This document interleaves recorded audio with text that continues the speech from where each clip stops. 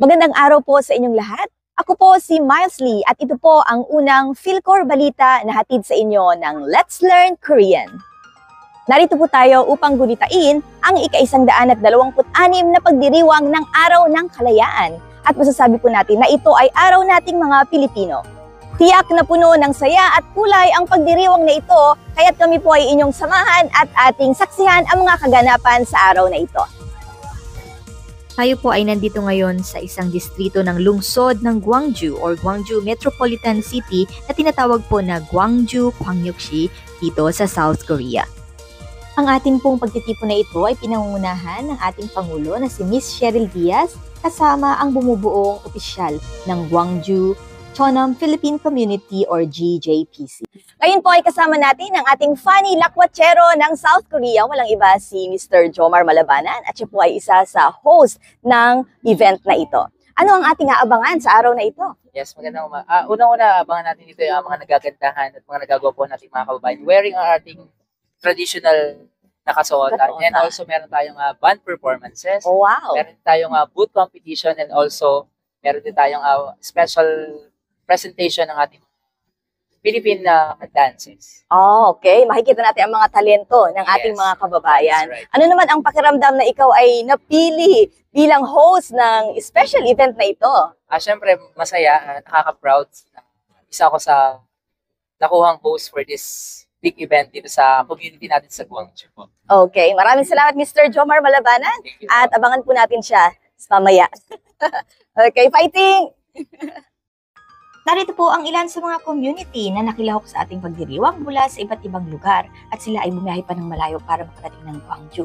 Kasama rin po ang ating mga sponsors kagaya ng CoinShot. At syempre, naghahanda po ang ating mga kababayan. At narito naman ang mga kasali sa ating booth contest. Talagang pinaganda po nila ang kanilang mga booth. Ito po ay from PGCC. Talaga namang makulay at pinaghandaan. At ito naman ang ating mga kababayan galing sa Goksong na kung saan ay mayroon silang mga gulay na may kasamang mangga. Ayan, busy pa silang mag-prepare. So, bumiyahe daw po sila ng mga 1 oras para makarating sa Gwangju. Ayan ang ating mga paboritong gulay. At syempre, ang ating pong mga kapatid from Cordillera na talaga namang pinaghandaan din ang kanilang booth. Makikita ang kanilang pambansang kasuotan. At narito rin po ang isa sa ating mga sponsors, ang Western Union at syempre ang Gwangju Filipino Catholic Community. Sila po ay handang-handa na para sa kanilang sayaw. Bago po magsimula ang parada ay atin po munang kapanayamin ang ilan sa ating mga kababayan. Kasama po natin sa pagdiriwang na ito ang ating mga kababayan mula sa iba't ibang lugar dito sa South Korea. At kasama po natin ngayon si Maricar po. Maricar and Ako si Melanie. Melanie. Taga saan sila? Kami po ay taga Goksong, Cholanamdo, South Korea. Mga ilang oras mula sa Goksong papuntang Gwangju City? 1 hour po. 1 hour. Ayan. So first time niyo ba sa event na ito? It's our second time here. Second time. Ayan. So ano yung pakiramdam na mayroon tayong ganitong pagdiriwang?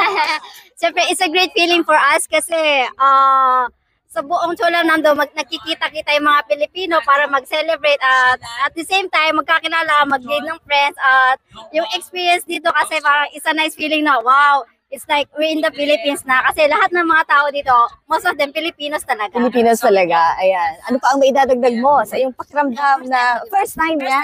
Okay, first time. So, kumusta naman? Masaya? Opo. So, ano yung inaabangan mo sa event na ito? Ano po, yung mga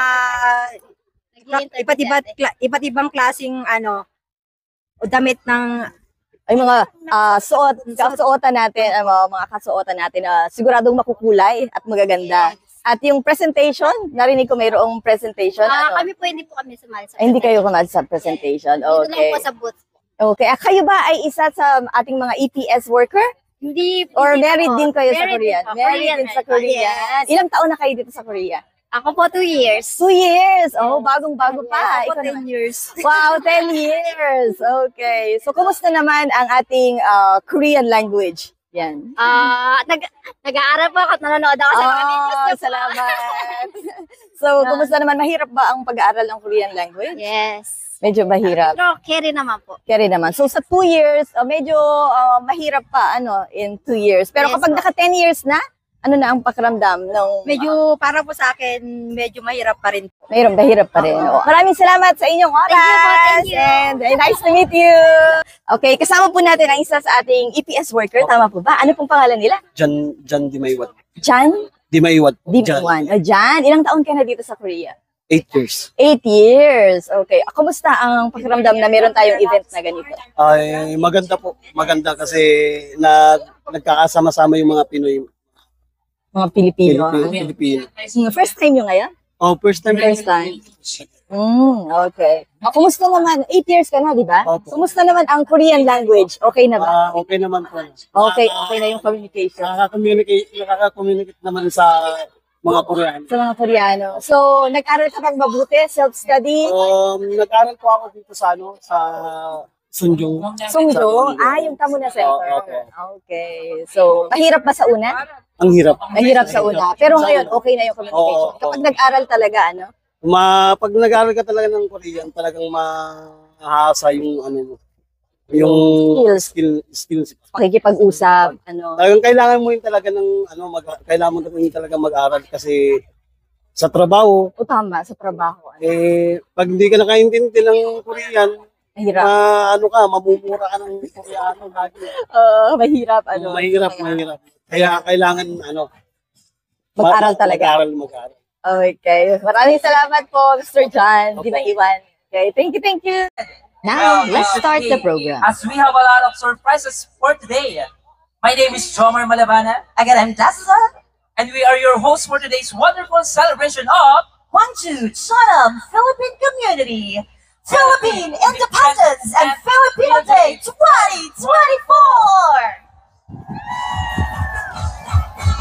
Kaya naman huwag na nating patagalin pa. Let us now begin our parade. Mom.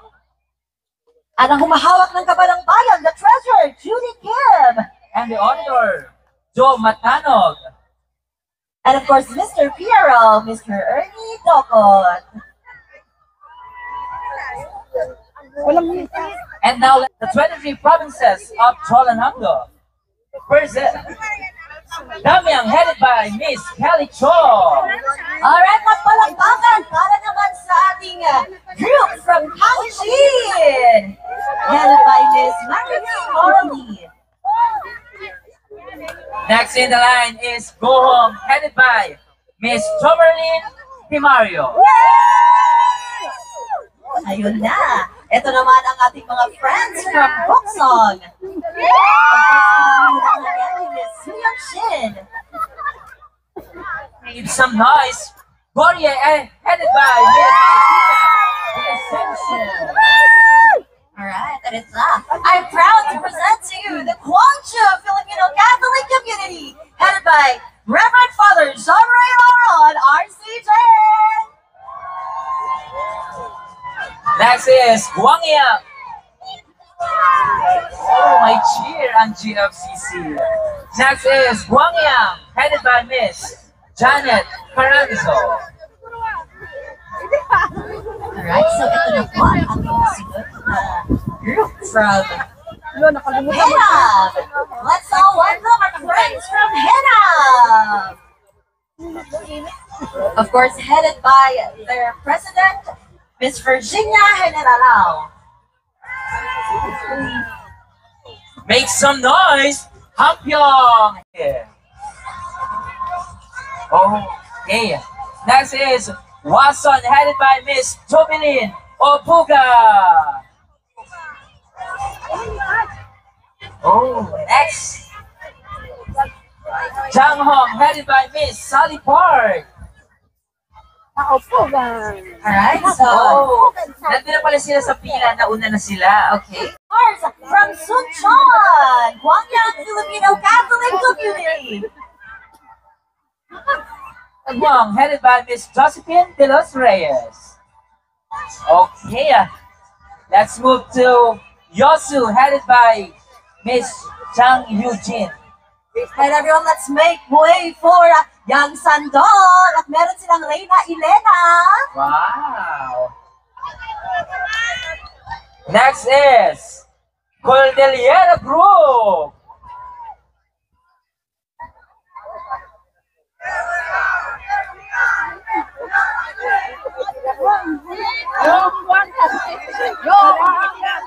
Alright. Diba may pa-chant pa ang Cordillera? Here we are again. What is that again? Pwede niyo pong i-chant ulit? Okay, Cordillera, make some noise!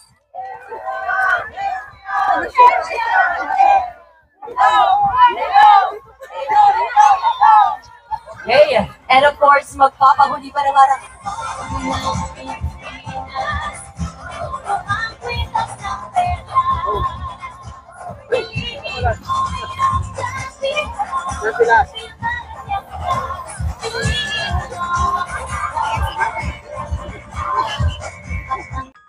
At matapos po ang ating parada ay sinundan po ito ng panalangin na pinangunahan ni Father John Ray Laurent RCJ at sinundan po ito ng National Anthem ng Pilipinas at ng Korea.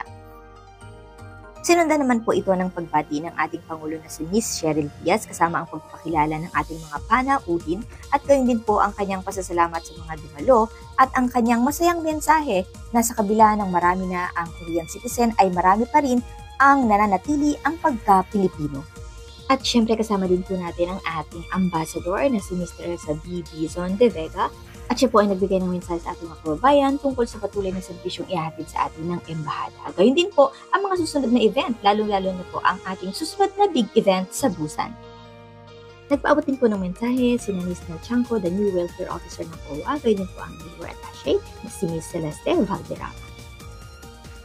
Gayun din po ay nagkaroon po tayo ng oath-taking ng officers ng GJPC. Gayun din po ang mga leader ng iba't ibang komunidad na nakilahok sa araw na ito. At ito na ang ating inaabangan ng mga traditional dances. Ang una ay ang sinulog ng GFCC. Sinundan naman ito ng Igorot dance ng ating mga kapatid from Cordillera. At ang huli ay ang nakakaindak na dayang-dayang ng mga taga-Henam na sinundan ito ng kanilang modern dance. At kung mayroong sayawan ay hindi naman papahuli ang ating mga kapatid na mga awit ng Gwangjun na si Mr. Leo Tubay at Miss Sheila Saberon. At kahit saan nga pong pagtitipon ay hindi mawawala ang masasarap na Filipino food. Kagaya dito sa KP Line, mayroon po tayong kutsinta, pansit, chicken inasal, menudo, pakbet,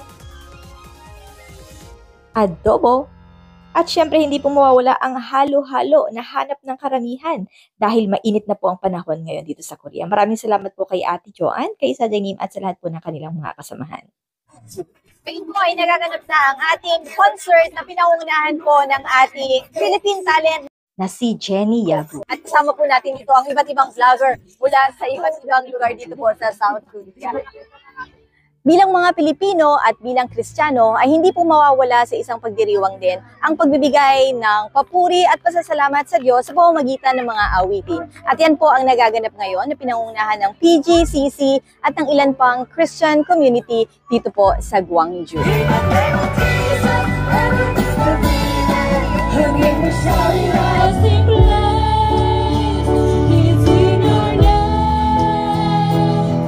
At yan po ang ating naging pagdiriwang ng ika-100 at ika-26 na araw ng kalayaan. Makikita po natin na maraming mga Pilipino ang dumayo mula pa sa iba't ibang lugar dito sa South Korea. Ngayon po ay araw ng Linggo, araw ng pagpapahinga dahil bukas na naman ay sasabak na naman po tayo sa trabaho. Subalit, marami pa rin po ang nakidalo sa ating pagtitipon ngayon upang magkasama-sama tayo mga Pilipino. Ito ay nakakatulong upang ipaalala sa atin na kahit saan man tayo magtungo, nandoon pa rin ang ating pagiging Pilipino. Nawa po kayo ay laging ligtas at nawa po ay pagpalain kayo ng Diyos saan man kayo naroroon. Muli po, ako si Miles Lee at ito po ang Philcor Balita hatid sa inyo ng Let's Learn Korean.